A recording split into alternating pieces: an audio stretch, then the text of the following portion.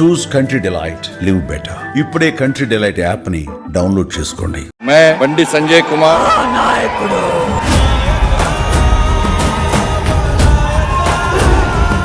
అతనొక government teacher కొడుకు. ఇప్పుడతను గవర్నమెంటులో ఒకడు. ప్రజలంటే ప్రేమ, ప్రజలంటే అభిమానం, ప్రజలంటే గౌరవం. రాజకీయాల్లో ఎంత ఎత్తుకెదిగినా అతని ప్రయాణం ప్రజల మధ్యే, ప్రజలతోనే సాగుతోంది. కరీంనగర్లో కార్పొరేటర్గా ఉన్న, ఎర్రకోటలో హోంశాఖ మంత్రిగా ఉన్న, ప్రజలు పిలిస్తే చాలు పలికే నాయకుడు బండి సంజయ్.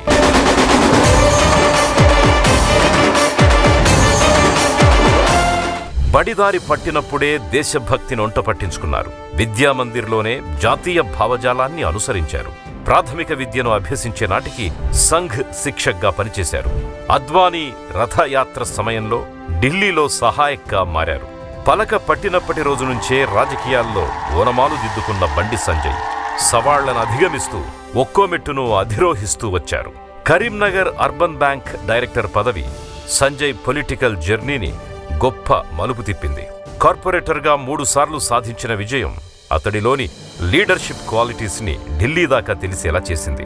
2014లో సాధారణ ఎన్నికల్లో శాసనసభకు పోటీ చేస్తే ఎదురైన ఓటమి సంజయ్ని ప్రజల గుండెల్లోకి మరింత దగ్గర చేసింది. 2018లో మళ్లీ గెలుపు కోసం చేసిన పోరాటం సంజయ్ని ప్రజల ఆత్మబంధువుగా మార్చింది.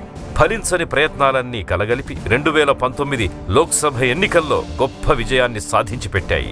సంజయ్ని తిరుగులేని నాయకుడిగా మార్చాయి. ఎంపీగా గెలిచిన ఏడాదిలోపే తెలంగాణ బీజేపీ అధ్యక్ష పదవి సంజయ్ని వరించింది. బీజేపీ పార్టీ విస్తరణ ప్రతి గ్రామానికి చేరింది. అసెంబ్లీలో 2 ఎమ్మెల్యేలున్నా సరే తెలంగాణలో ప్రభుత్వానికి బీజేపీ ఒక్కటే ప్రత్యామ్నాయం అనే భావన ప్రజల్లో పెరిగింది. సంజయ్ పనితీరు ఢిల్లీ తలుపు తట్టింది. సంజయ్ని ఢిల్లీ రాజకీయాల్లో అడుగుపెట్టేలా చేసింది.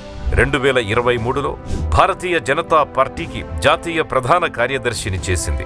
2024లో లోక్సభ ఎన్నికల్లో వచ్చిన 2,25,000 ఓట్ల మెజార్టీ సంజయ్ని దేశం మొత్తం గుర్తించేలా చేసింది.